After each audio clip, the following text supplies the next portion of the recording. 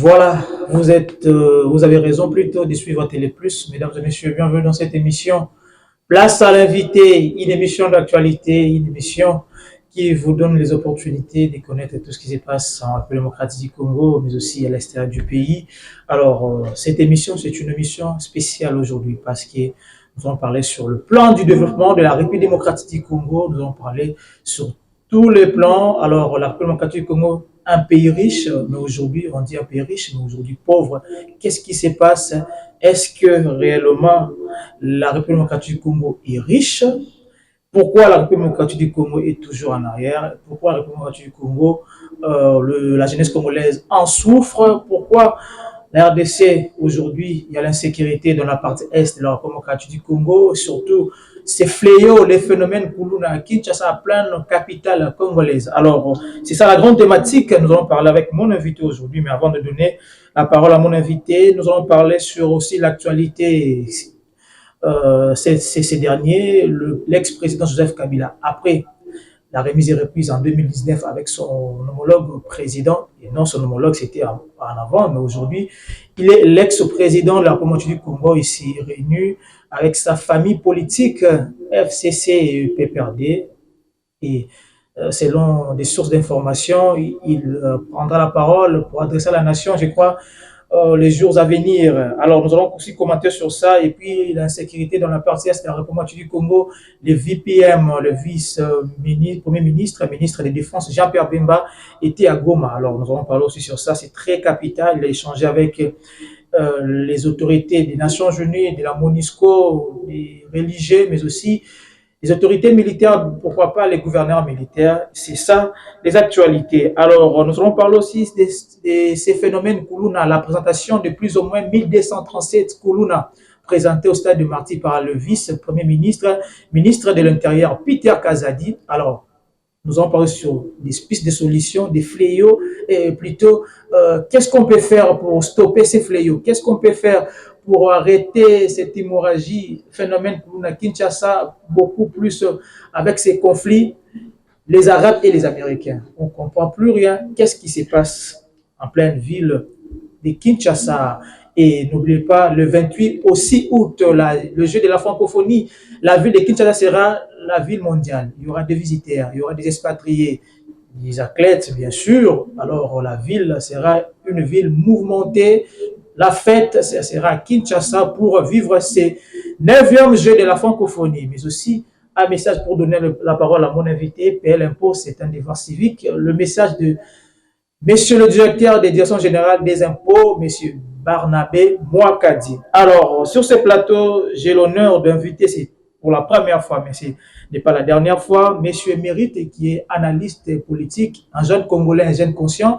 Avec lui, nous allons développer sur quels sont les grands problèmes de développement de la République démocratique du Congo, à qui j'ai dit bienvenue, Monsieur Mérite. Merci, Monsieur Yves. Voilà. Alors, très heureux de vous retrouver ici. Quand même, d'abord, les actualités, vous avez suivi avec moi tout ce que j'ai donné comme menu de cette émission. Nous allons ramasser sur le développement de la République démocratique du Congo. Aujourd'hui, on appelle la RDC un pays riche mais pauvre. D'abord, plan du développement de la RDC. Quels sont les vrais problèmes? Étant qu'analyste, étant que jeune conscient, parce qu'aujourd'hui, sans vous mentir et sans ignorer qu'aujourd'hui la jeunesse congolaise en souffre, je peux dire à 90%, il n'y a pas de travail pour la jeunesse congolaise. Beaucoup de fléaux comme au phénomène Koulouna. Alors, étant que d'abord analyste, le vrai problème c'est quoi pour le développement de la République démocratique du Congo, étant que pays riche mais pauvre? Merci bien de la parole. Je crois que la République démocratique du Congo, d'une superficie équivalente à celle de l'Europe occidentale, est le plus grand pays d'Afrique subsaharienne. Elle possède des ressources exceptionnelles et grand potentiel hydroélectrique et aussi de ressources exceptionnelles comme un grand potentiel hydroélectrique, comme je l'ai dit, des vastes terres arables et aussi une formidable biodiversité. avec aussi la deuxième plus grande forêt tropicale du monde. Pourtant, la population ne vit pas toutes ces richesses précitées suite à une succession de conflits, des troubles politiques et aussi des régimes autoritaires qui a conduit à une crise humanitaire aussi sévère que persistante. Au-delà de ces crimes et toutes ces potentialités qui regorgent la République démocratique du Congo, le pays de Tshisekedi ne sera pas développé d'ici 2030. Ça, c'est très compliqué pour que ça soit développé. Parce que vous avez cité des ressources, vous avez cité tout. Alors, beaucoup de fléaux, mais comme vous avez cité, nous sommes. Mais comment expliquer d'abord, expliquons-nous pourquoi vous dites que non, ce sera beaucoup plus compliqué, tandis que nous avons presque tout en République démocratique du Congo. Voilà, je l'ai dit que les différents conflits ont poussé la RDC à une crise humanitaire et aussi sévère que persistante. C'est-à-dire que toutes ces potentialités qu'elle regorge, l'instabilité institutionnelle et structurelle qui l'a caractérisée depuis longtemps, ont conduit à une crise multiforme, avec beaucoup de problèmes de diriger vers les dirigeants. Alors, je crois que ça sera une autodescription pragmatique si je dis que d'ici 2030, on peut parler d'une république ou une RDC émergente. Alors, mais quand même, M. Mérite, avec l'arrivée de M. le Président Félix Tshisekedi Tshilombo, il y a quand même l'espoir parce qu'il est quand même ambitieux, très déterminé de sauver cette nation. Vous ne voyez pas qu'avec d'ici 2030, peut-être il y aura quelques enjeux déjà, ou bien quelques pas concernant l'évolution, le développement de la République démocratique du Congo. Monsieur, je suis de ceux-là qui soutiennent les présidents de la République, mais quand ça va bien. Quand ça va mal, je me tiens comme un jeune consciencieux et soucieux de l'avenir de son pays et je dis non si ça va très mal. Je crois que tout ne peut pas se résider dans la volonté. Il faut maintenant matérialiser cette volonté. C'est-à-dire que on ne peut pas dire que peut-être nous sommes bloqués. S'il y a un système d'infiltration, il faudrait qu'on puisse installer un système d'exfiltration. C'est ça le plus grand problème. On a vu avec le président de la République, avec ce que vous avez énuméré tout à l'heure sur les infestations, quand même, il y a des généraux arrêtés, il y a dans la partie Est, parce que ce sont des conflits, ce que vous avez dit au départ, des conflits, mais quand il y a des arrestations, il y a l'ennemi qui est là, soutenu par le Rwanda 23, quand même, on a arrêté d'autres complices. C'est pourquoi nous encourageons cette manière de faire, mais que ça ne se limite pas aux arrêts des infiltrés, mais qu'on mette fin. Les Congolais attendent qu'on mette fin. Mais progressivement, ce n'est pas que oui. On se réveille directement, on met un terme concernant la situation de sécurité ou bien des conflits. Oui, je comprends que le président de la République, Félix-Antoine Tshisekedi, a hérité des pays chaotiques dans un état vraiment de convalescence très avancé. Mais je crois qu'avec un deuxième mandat, peut-être que tout ira bien. Mais avec le 18 ans, l'ex-président Joseph Kabila, on a vu quand même, il n'y avait plus la guerre. Il n'y avait plus de guerre, mais qui a nommé le ministre. Il a trouvé la guerre. Je parle de l'ex-président Joseph Kabila. Il a trouvé la guerre, il a mis un terme concernant cette guerre de M23. Mais après, la remise est reprise avec le président Félix Tshisekedi Tshilombo et a reprise les affrontements entre M23. C'est-à-dire que les Congolais doivent avoir ce qu'on appelle le patriotisme. C'est le fait de considérer sa nation comme son père, pater. Le problème, c'est que l'ancien président, qui n'a aucune leçon à donner au régime actuel, l'ex-président, parce qu'avec tout ce qu'il a laissé, vous avez suivi avec la fonction publique, comment des gens ont des matricules qui prennent 7 millions de dollars par mois pendant qu'il y a des jeunes qui souffrent, qui déposent les demandes d'emploi et on leur demande 5 ans d'expérience. C'est compliqué. C'est-à-dire qu'il avait déjà tout installé. Il a seulement signé des accords et il a planifié comme s'il n'y avait rien. C'est-à-dire quelqu'un qui creuse et qui laisse une natte sur ses trous. Et quand le président Félix Tshisekedi arrive, il met seulement les pieds, il tombe dedans. Et on va dire non, ce n'est pas le président de la République, ce n'est pas l'ancien président, mais c'est le président de la République, le nouveau, qui est incapable de mettre fin au conflit de l'Est. Alors, nous allons parler, parce que vous avez énuméré sur le développement de la République démocratique du Congo. Alors, aujourd'hui, à Kinshasa, il y a un fléau appelé Kuluna. Et quand vous sillonnez dans nos cités, dans nos quartiers, surtout dans nos recoins du périurbain, il y a plus ou moins de jeunes de 18 ans, 30 ans, 25 ans, 26 ans qui sont dans ces fléaux, dans ces phénomènes. Alors, est-ce que ces jeunes aujourd'hui, c'est un problème mental, un problème de la famille, de l'éducation, ou bien en premier, c'est un problème du développement? Il n'y a pas de travail parce qu'on comprend, c'est comme si ces phénomènes prennent l'ampleur aujourd'hui, et puis prend l'ampleur vraiment aujourd'hui en République démocratique, surtout à Kinshasa. Moi, je crois que, comme je l'ai toujours dit dans mes précédentes prestations, que les responsabilités sont partagées. Il y a une partie, les autorités, et aussi les familles, parce que moi, je sors d'une famille bien éduquée, et je trouve aberrant qu'un jeune n'étudie pas. Ce n'est pas que pour ne pas être colon, il faut étudier. On peut aussi travailler, mais un jeune qui a une famille, qui a des parents responsables qui les laissent sortir et commettre des bévues et rentrer le soir dormir. C'est compliqué. Les responsabilités sont partagées. L'État aussi. L'État, surtout, a une très grande partie des responsabilités dans la délinquance juvénile. Je crois qu'il faut mettre... Nous avons des universités, nous avons des chercheurs qui mettent cette question sur une table pour réfléchir. Nous avons la première université de la République démocratique du Congo, l'université de Kinshasa. Mais que les chercheurs prennent cette question. Aussi la question de l'embouteillage. On se pose des questions, l'UNIKIN, ce n'est pas l'UNIKIN qu'on connaissait de 1900. Aujourd'hui, l'UNIKIN, c'est foutu aujourd'hui.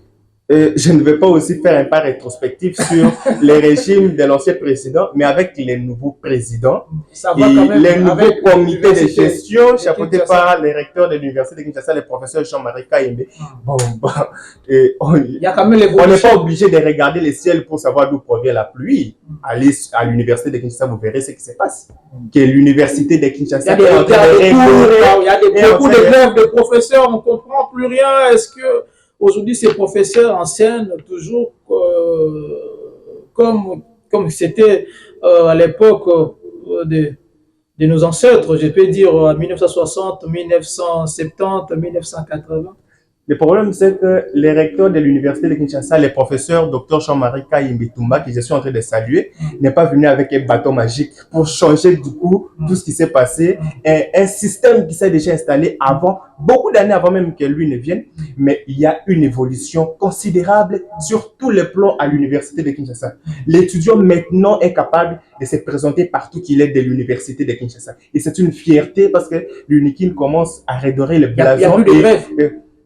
Mais depuis qu'il n'y a plus de greffe, il n'y a plus de greffe. Seulement avant qu'il n'arrive, il avait trouvé des dettes par-ci par-là. Il est en train de calmer la situation progressivement. Mais depuis qu'il est là, tout va bien. Alors, là, c'était entre parenthèses. Nous rentrons sur notre grande thématique, la sécurité et phénomène Kuluna. Alors, le VPM, ministre de l'Intérieur, Peter Kazadi, après avoir présenté des Kuluna, plus ou moins 1237 Kuluna présentés au stade des Martyrs, en présence du gouverneur de la ville de Kinshasa, mais aussi le commandant de la ville, Silvano Kasongo.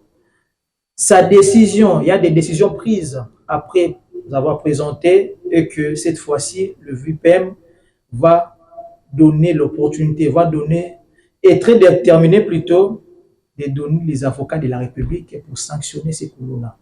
Est-ce que c'est une bonne décision ou bien il faut changer d'autres décisions? Parce que même si vous donnez des avocats de la République, il y aura toujours Kuluna. Est-ce qu'il faut traquer ces Kuluna, il faut envoyer dans des prisons et non des Makala maintenant, il faut Angenga, Boulou, je ne sais pas moi. Est-ce que c'est une bonne idée de donner des avocats de la République pour juger ces délinquants et puis amener au prison Makala? C'est tout, c'est une bonne décision. Les phénomènes Kuluna à Kinshasa, j'ai suivi avec une attention soutenue le vice-premier ministre, le ministre de l'Intérieur, qui a dit qu'il va prendre des décisions sévères. Il n'est pas venu blaguer. Moi, je ne comprends pas. C'est-à-dire que les Congolais ont un problème parce que nous ne sommes pas habitués à vivre dans un état de droit. Un état de droit, ce ne sont pas des émotions des autorités. Nous sommes dans l'état de droit maintenant. Oui, mais c'est ça que je dis. C'est-à-dire qu'ils ne se réveillent pas le matin pour dire que je ne vais pas blaguer. Quand tu fais ça, je fais ça. Non, ce sont les textes qui régissent un pays, qui le gouverne. Lui ne peut pas ajouter. Il va seulement, s'il veut prendre des décisions, qu'il respecte seulement les textes. Si le texte dit que quand il y a un Kuluna, qu'il n'y a pas un plaignant, qu'on l'envoie à Kanyamaka, c'est pour nous produire des maïs, c'est pour que nous puissions vivre ici. C'est nécessaire. Mais ces stratégies de Kanyamaka, c'est ça. C'est aujourd'hui, on est où avec, nous sommes où avec ces stratégies, cette stratégie on ne peut de Kanyamaka, on ne peut pas se voler on a arrêté, on envoie, mais jusqu'à présent, il y a toujours Kuluna. On ne peut pas se voler la face. On a même les matricules, les Kuluna sont allés. On a pris qu'on donne des matricules pour le service national. On ne peut pas se voler la face. Quand les Kuluna sont allés à Kanyamaka CC, moi je crois que c'est un témoignage, j'ai fait avec mon téléphone une année. Parce que les Kuluna sont allés à Kanyamaka CC. Ah bon? Oui, oui. Et moi je crois que c'est une très belle procédure d'envoyer les Kuluna à Kanyamaka. Il y a une diminution. Mais là-bas on donne des matricules. Bon, mais ils travaillent pour aussi que nous puissions manger. C'est-à-dire que ce n'est pas parce qu'ils vont là qu'ils ne sont plus Congolais, qu'il faut les maltraiter. Non, ce sont des Congolais, mais c'est pour les rééduquer. J'ai vu certains parents irresponsables venir pleurer quand le véhicule allait à Kanyamaka. Mais quelle l'enfant restait l'enfant. Quelle honte. Mais qu'est-ce qu'il a fait depuis tous ces temps quand l'enfant sortait les matins et revenait le soir avec des plaies par-ci par-là? Il ne savait même pas contrôler son fils. Mais c'est une honte. Ça ne peut pas. Et on la file. Elle dit, oh, mon nananga, mon nananga. Depuis tout ce temps, elle était où? Moi, je crois que les conséquences corrigent mieux que les conseils. Alors, avec cette décision, qui va verra le phénomène Kuluna, ces fléaux vraiment, ça fait très mal hein, dans nos recoins, dans nos périurbaines. Je crois bien, j'ai un appel à la commune de Makala avec ces conflits, je ne sais pas moi, arabes-américains. Vous voyez que ça chauffe déjà. Qu'est-ce qui se passe? Parfois Kuluna, parfois c'est conflits arabes-américains, parfois ils créent ils ont même des drapeaux américains. Ça, c'est très compliqué. C'est très dangereux. Dans quelques mois, c'est le jeu de la francophonie. Chers jeunes, vous êtes dans des recoins là, hein, monsieur, nos commissaires de la police, il faut sécuriser la population. Votre rôle, c'est de sécuriser la population et leurs biens. Il faut sillonner, aller jusqu'au là où il y a des Kuluna. Ce serait une bonne chose. Alors, nous changeons la thématique pour parler à présent de l'insécurité en République du Congo dans la partie Est. Il y a toujours l'insécurité, malgré les efforts des FARDC. On a suivi même cette causerie morale du chef d'état-major Christian Chiwewe au Kankokolo. Il a beaucoup plus martelé sur le travail. Mais ce qui m'étonne beaucoup plus, dans son speech, il a beaucoup martelé sur il y a toujours des infiltrations. Comme vous avez dit, qu'il y a d'autres stratégies. On signale à l'interne à l'armée, mais après quelques minutes, on publie directement sur les réseaux sociaux. Ça fait très mal. Ça fait très avec mal. Des généraux, avec des soldats. Ça fait très mal. Et moi d'ailleurs, je vais, dans toutes mes prestations, j'ai toujours invité les ministres de la communication à me recevoir, Patrick Mouyaya, à me recevoir parce que j'ai une stratégie de communication. Parce que depuis que je suis né, j'ai trouvé mon pays en conflit de guerre à l'est du pays. Et je voudrais qu'on installe une communication de crise en permanence.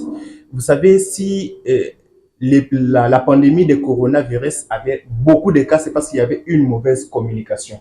Et qu'on le sache. Beaucoup plus d'étonnement hein, avec les cas. Que l'on sache qui est habilité à parler de l'Est du pays. Parce que rares sont les fois qu'on apprenne la position des adversaires. Mais eux nous suivent dans tous les plateaux des politiciens, voilà. Ceux qui viennent, qui se disent des analystes politiques, qui donnent des positions de l'armée et qui favorisent les adversaires. Qu'on puisse avoir une communication de crise permanente pour qu'on sache qui prend la parole pour parler de l'Est du pays et quelles sont les informations qu'il peut diffuser pour que la population sache. Il faut beaucoup plus contrôler. Oui.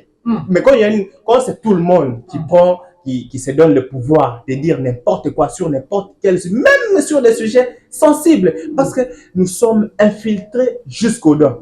C'est-à-dire quand même les FRDC discutent des questions banales, le matin, il y a les adversaires qui envoient que nous savons ce que vous faites. Ça, c'est très compliqué. Ça, c'est à travers les réseaux sociaux. Quand une guerre persiste comme celle-ci, c'est qu'il y a des infiltrés. Le problème, c'est que nos généraux aussi, il faut qu'on puisse avoir un regard vraiment très frappant sur nos généraux, qui ne sont que des généraux, mais qui ont beaucoup d'immeubles ici à Kinshasa. Oui, ils se battent pour la paix dans la partie Est, mais ça ne va pas. Comme ça ne va pas, tout le monde est maintenant suspect. Et les acteurs politiques, je ne vais pas ici parler de Mangachouchou et d'autres qu'on a arrêtés, qui sont des suspects, des SKD, là, les conseillers, avec beaucoup. Je ne vais pas entrer là-dessus, mais je crois que c'est très compliqué quand un Congolais va, pour des raisons peut-être d'argent, trahir son pays. C'est très compliqué. Mais je crois qu'il faut des sanctions sévères, exemplaires, à l'encontre de ceux qu'on arrête pour haute trahison. Alors, concernant toujours la situation sécuritaire, parce que notre grande thématique, c'est le plan du développement de la République démocratique du Congo, situation économique et sociale dans la partie Est aujourd'hui. Il y a des déplacés. On a assisté 2 fois, je crois, à l'arrivée le représentant des Nations Unies, le secrétaire général des Nations Unies, M. Jean-Pierre Lacroix. On a assisté avec la conférence de presse. Il était à Goma, avec la représentante aussi, Madame Panther, était aussi à Goma. C'est la situation économique, sociale, il y a un sérieux problème.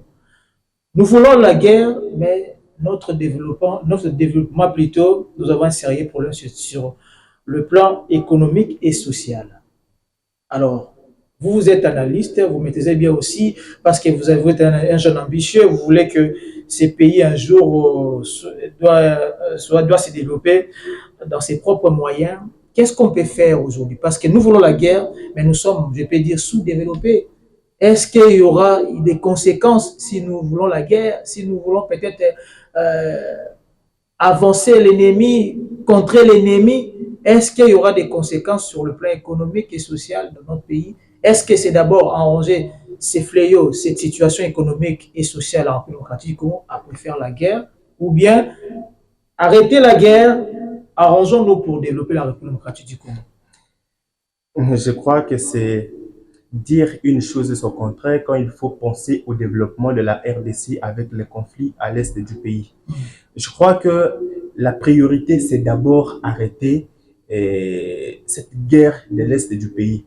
Et j'encourage ici le président de la République qui est en train d'entreprendre la procédure des négociations, parce qu'il arrivera un temps où on ne va plus céder aux négociations. On ne négocie pas avec les diables, avec un ennemi. Qui est le diable? Mais c'est le Rwanda, bien entendu. Moi, je ne suis pas... Mais les autres Congolais disent que non. Je ne suis pas Moïse Katumbi. Le Rwandais, les Congolais... pointé du doigt.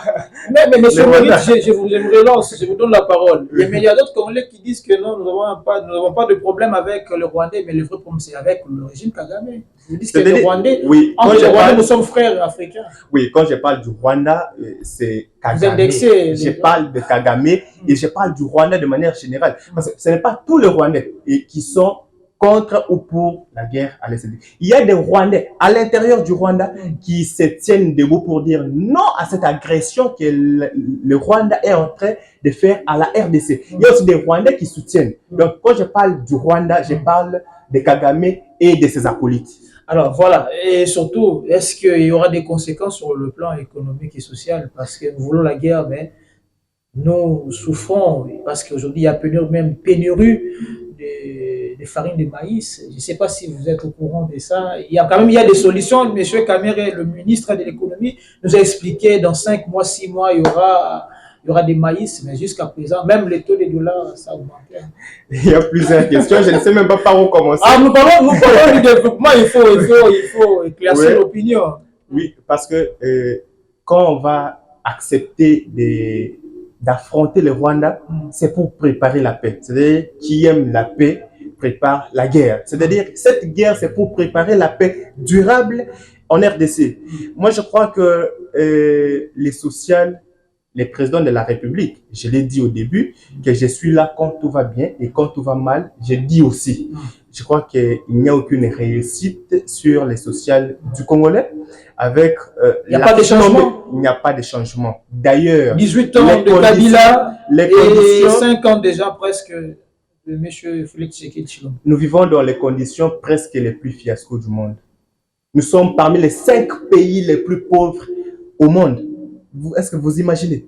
Même vous avez cité des ressources ici, il y a de la richesse. C'est que j'ai dit que suite aux différents conflits de l'Est du pays, suite à la succession d'instabilités institutionnelles et de régimes autoritaires de la RDC, la population ne profite pas de toutes ces richesses précitées. C'est compliqué. C'est-à-dire qu'il y a plusieurs critères qu'il faut mettre en concours pour que la RDC puisse être une RDC émergente, même d'ici 2030 ou après 2030. C'est très compliqué. Alors, aujourd'hui, il y a flambé des prix des rangs alimentaires parce que nous quittons l'insécurité de la partie est de la République. On a bien compris que vous êtes un patriote, vous avez expliqué votre souci d'abord, c'est d'arrêter cette guerre dans la partie est de la République démocratique du Congo. Alors, cette flambée d'arrêt des prix alimentaires, et surtout nous sommes à Kinshasa, en pleine capitale congolaise, les jours au lendemain, il y a des changements de prix. Il y a difficulté des transports. Aujourd'hui, j'ai appris même qu'on a ajouté, si c'est $1 ou 100 francs comme ça pour les carburants, il y a même une augmentation des transports en commun. Alors, qu'est-ce qui se passe? On y va où? C'est pour les gens meurent, on ne sait pas. Situation difficile, difficulté même de manger, même d'acheter même un pain de 500 francs le matin pour les Congolais. C'est très compliqué. Quand je parle du social du Congolais, j'ai toujours les larmes qui coulent. C'est vraiment compliqué. Sur tous les plans, c'est un échec total. Sur tous les plans, surtout social. Les peuples d'abord. Ces slogans là, compliqué. Vous êtes d'accord? Heureusement que vous l'appelez slogan, parce que ça ne reste qu'un slogan. Oui, parce que partout, partout, même pour les manger, quand quelqu'un a déjà un problème avec son ventre, quelle réflexion il peut pousser devant les gens? Quelle réflexion Vous voyez, il y a vraiment une grande démarcation entre les dirigeants et les dirigés. Il y a la population qui est en train de croupir dans la misère. C'est très compliqué. Les dollars, les taux de dollars qui ne fait que c'est à 24, j'ai appris, c'est à 24 ou 23, 23, 500, 24. Quand tu as 500 francs, tu n'as que les papiers mouchoirs pour acheter. C'est très compliqué, c'est très compliqué. Mais nous avons quand même un ministre de l'économie. Vous avez assuré qu'il y aura des bonnes choses dans 5 ou 6 mois. Un ministre de l'économie, c'est très compliqué. Il se bat quand même pour chercher des pistes de solutions. Et des fois, il prend même le courage d'organiser des points de presse. Pour dire quoi? Mais ils assurent que non, dans 5 mois, 6 mois, il y aura dans 5 mois, maïs, parce qu'il y a une pénurie au Grand Katanga. Alors, entre-temps, nous allons mourir. Dans 5 mois, nous allons l'attendre, il va nous rejoindre peut-être dans nos tombes pour nous donner ces maïs. Ça, c'est très compliqué. C'est-à-dire que nous avons des avancées scientifiques. Mais il y a manque de production, monsieur Mérite. On ne produit rien. C'est pourquoi j'ai dit, nous avons des avancées scientifiques aux avantages dépersonnalisants. Quelqu'un va te dire combien de fois il a plusieurs diplômes, mais une petite situation du social congolais, on est incapable, on est ministre de l'économie. Mais qu'est-ce qu'il a fait depuis qu'il est ministre de l'économie? Il n'a rien foutu jusque-là. Par contre, moi, je crois qu'il faut revoir et rappeler même l'ancien ministre de l'économie, parce que vous voyez que les accords politiques priment même sur la méritocratie. Parce que quand on les place là, c'est pour résoudre les problèmes de l'économie. On avait limogé l'ancien ministre de l'économie, mais c'est lui qui est venu. Qu'est-ce qu'il a fait? C'est une honte quand on passe par quelque part et on n'a pas de traces remarquables. Il y a eu des promesses quand même, on attend, parce que 5 mois, 6 mois, et bientôt là, il y aura du maïs. C'est pourquoi j'ai dit que nous allons vivre seulement dans les promesses, et nous allons manger aussi les promesses. Alors, vous dites qu'il n'y a pas eu de solution, et avec des petits problèmes, le ministre est en difficulté de trouver des solutions. Alors, vous êtes jeune, vous luttez beaucoup plus sur la jeunesse congolaise, étant que jeune conscient, si on vous donne aujourd'hui ces ministères pour diriger l'économie, je ne sais pas moi, on reste d'abord dans cette institution. vos stratégies, vos pistes de solutions, peut-être vous allez faire quoi? Parce que vous dites que non, et ne font rien, tout comme ça. Vous-même, on vous donne ces postes aujourd'hui, ces ministères aujourd'hui. Qu'est-ce que vous pouvez faire? Je vais recourir aux chercheurs scientifiques avec qui nous allons étudier des projets à court, à moyen et à long terme. Est-ce que c'est ça que lui fait? Parce que si lui le faisait, on n'assisterait pas à ces flambées de produits alimentaires. Mais vous allez beaucoup plus aussi produire. Vous allez dire que non, il faut produire beaucoup. Vous savez que même les tiges coton ne sont pas produits ici en RDC. Même les cure-dents sont les matières ici. Mais pourquoi ça ne se fait pas? Pourquoi il n'y a pas d'entreprise? Je ne vais pas entrer dans les détails de la fabrication des Mercedes. Je ne vais pas entrer là-dessus. Je mets de côté. C'est l'histoire de la fabrication. Après plus ou moins 20 quelques années après Mobutu, c'est le monsieur le président Tshisekedi qui a fait des espoirs. Pour fabriquer ou monter? Non, c'est juste un rassemblage. Bon, ce n'est pas le sujet d'aujourd'hui quand même. Vos pistes de solutions, et si vous, peut-être, on vous donne ces ministères, qu'est-ce que vous pouvez faire? Déjà, je ne vais pas accepter parce que je ne suis pas économiste. Moi, là où je suis fort et calé, c'est dans la communication. Et je jette ici des fleurs au ministre de la Communication qui est en train de prouver parce que, en fait, diriger ces ministères après Lambert Mende, ce n'est pas facile. Il faire des exploits. Est-ce que Lambert Mende a bien dirigé ou bien il y a eu des couacs aussi? Il avait bien dirigé à son niveau. Parce que lui, il ne disait que ce qu'il appelait, lui, vérité. C'est la vérité qui provenait de Kabila, c'est ça pour lui une vérité. C'est lui-même quand vous lui dites, quand tout le monde voit ici que c'est noir, lui voit blanc.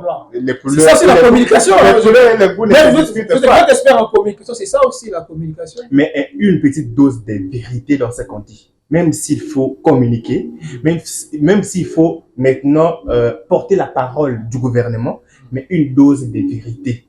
Les bonnes mœurs s'imposent à tout le monde et à tout être individu, même si c'est un Américain. Alors, avant de changer la thématique, j'ai une petite question concernant toujours nos denrées alimentaires, augmentation des prix. Mais je prends d'abord ce qui concerne beaucoup plus le transport en commun. Aujourd'hui, nous avons des termes. Aujourd'hui, on dit que pour faire peut-être Kinshasa, ville, il y a des termes pour des receveurs. Ça, 50 francs, 200 francs. Mais en réalité, ce sont des 1500, 2000 francs. Tout le monde, il y a des prix. Chaque itinéraire, il y a des prix que le gouvernement provincial a déjà tracé que peut-être Victorville, c'est 500 francs. Mais aujourd'hui, chacun a son prix.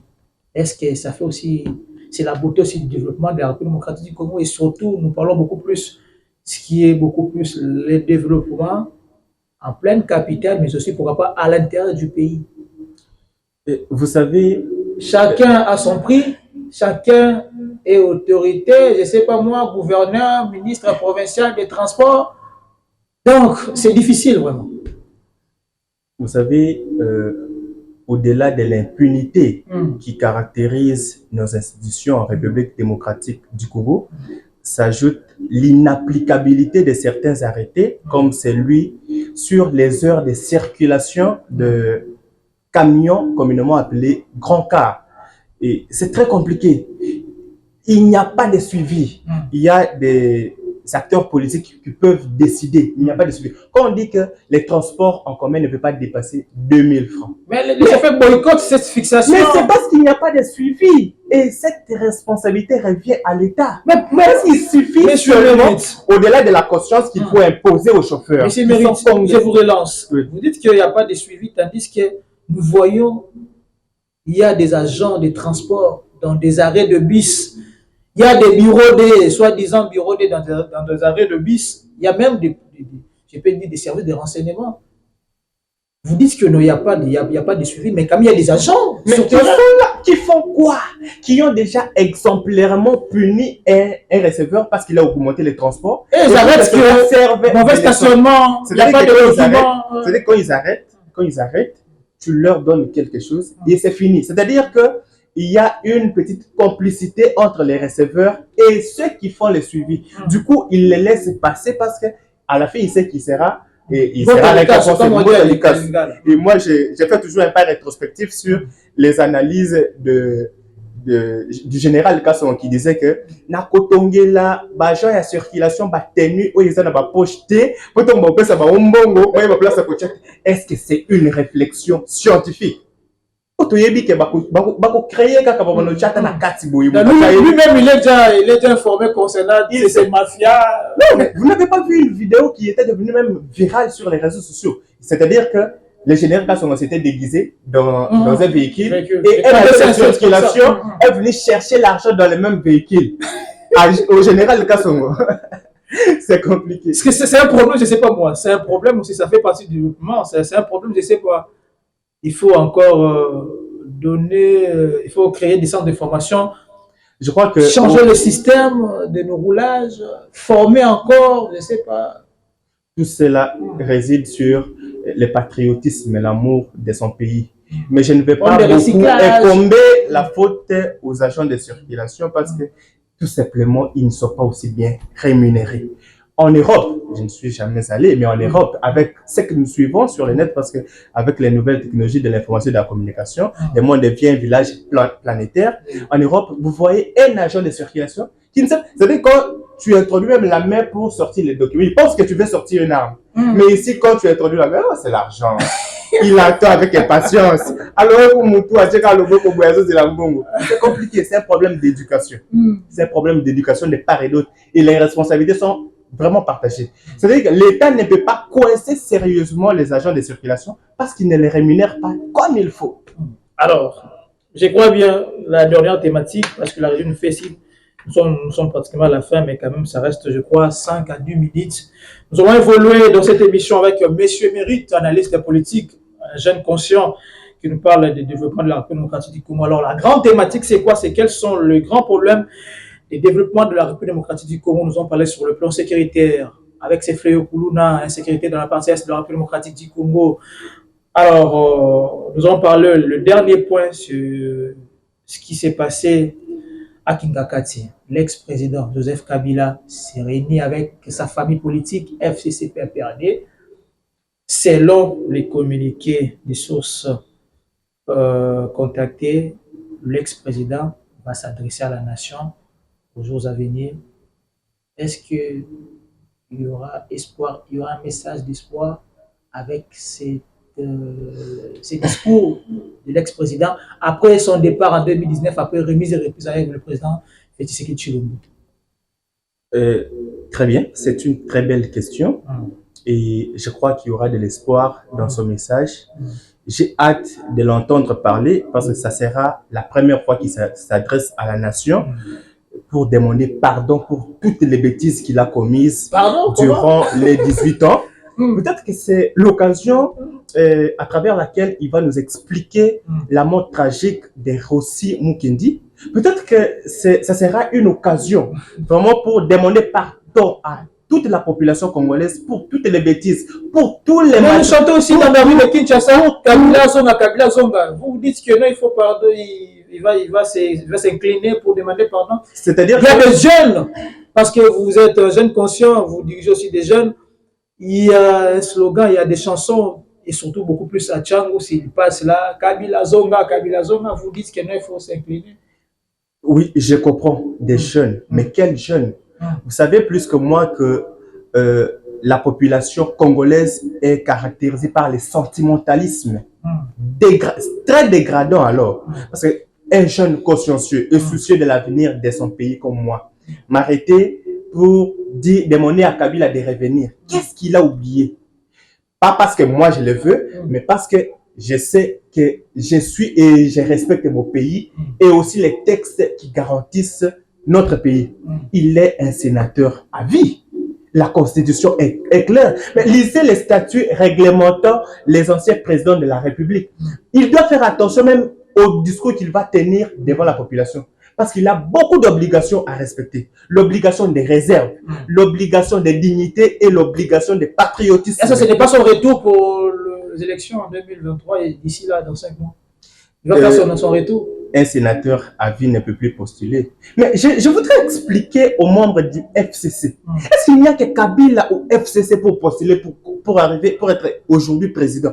Ils ne peuvent pas comprendre. Moi, je voudrais que tous les membres du FCC m'écoutent attentivement et comprennent que Kabila ne sera plus jamais président de la République démocratique du Congo. Ce sont des textes, non? Ça ne provient pas de moi. Je ne mets pas des émotions ici. Ce sont des textes d'un sénateur à vie. Et j'ai parlé des obligations qu'il a, même le jour qu'il va tenir ses discours. Il fasse vraiment attention à tout ce qu'il dira. Alors, avant de terminer cette émission, pendant le parcours de l'ex-président Joseph Kabila, parce que nous parlons du développement, est-ce que le président fait aussi, l'ex-président fait aussi un pas concernant le développement de la République du Congo, ajouter un plus, ou bien c'est chaotique? Voilà. Je ne suis pas pessimiste à outrance. Et monsieur Kabila, qui est le sénateur à vie, l'ex-président de la République démocratique du Congo. Je parle du sénateur à vie. Bon, l'ex-président, il a été président, non, mais c'est une personne ressource, c'est parce qu'il a été président, il a beaucoup de choses. Mais toutes ces choses-là, il est interdit de les divulguer en dehors de la RDC. Et à qui il va les dire? C'est les statuts réglementant les anciens présidents de la République démocratique du Congo. Il faut vraiment lire et faire trop attention à ce qu'il va dire. Le jour, il va s'adresser à la... Il a fait un pas, il a amélioré... Oui, il a doté à la République démocratique du Congo une constitution et aussi des institutions, même des infrastructures aussi, il y a quand même des immeubles. Quelques immeubles, oui. C'est-à-dire que réhabilitation. Je vais très mal me positionner quand je vais dire qu'il n'a rien foutu.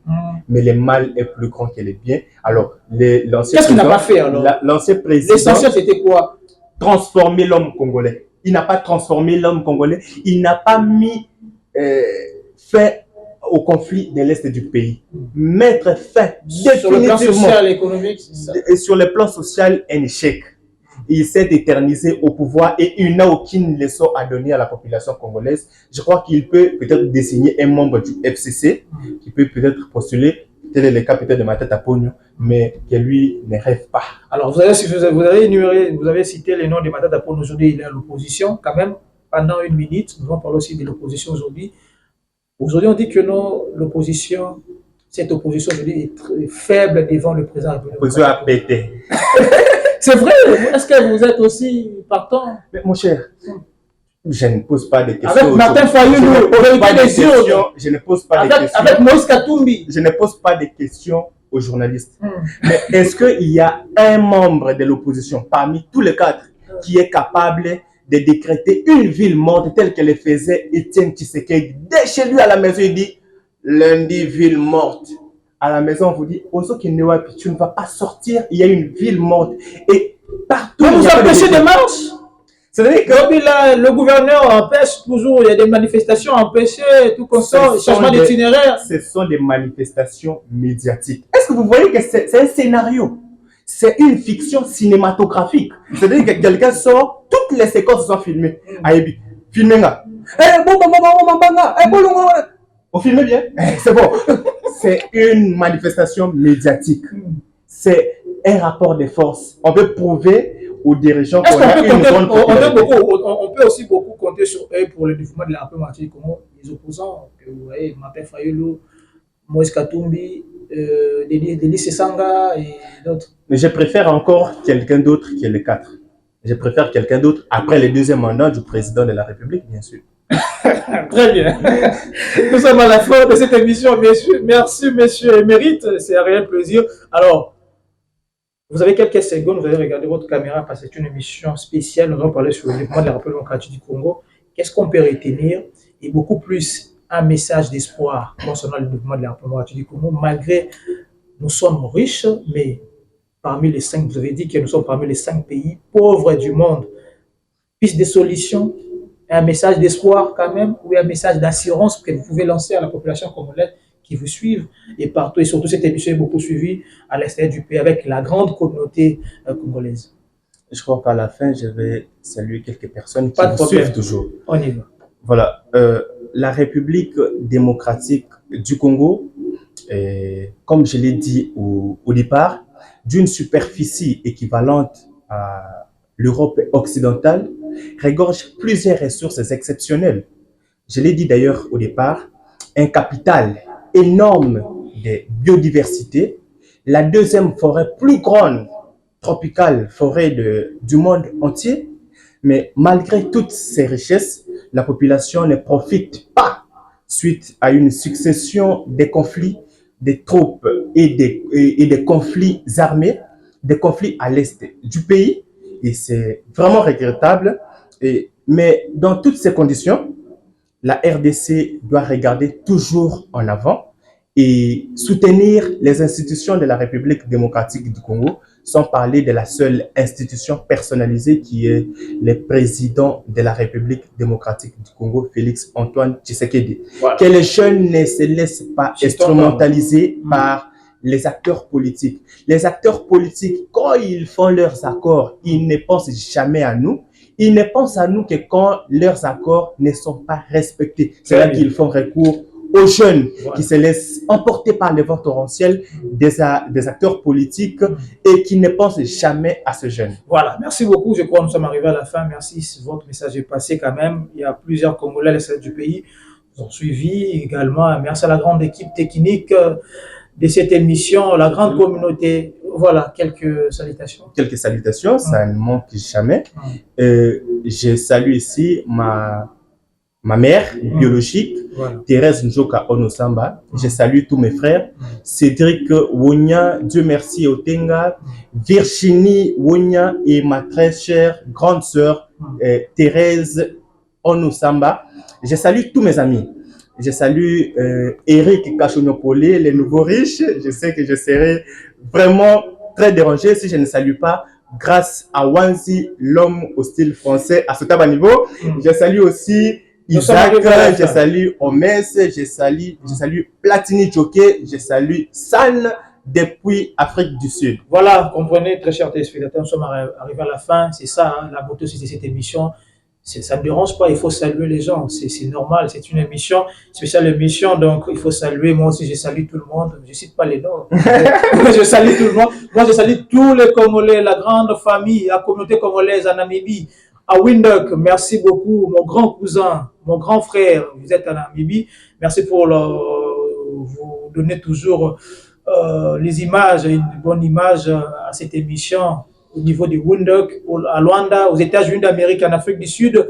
Vous êtes nombreux de nous suivre partout où vous êtes. Je vous dis merci et restez toujours fidèles à nos chaînes, à nos plateformes. Alors, voilà, bientôt là, Kinshasa sera la capitale mondiale, 9e budget de la francophonie. À très bientôt.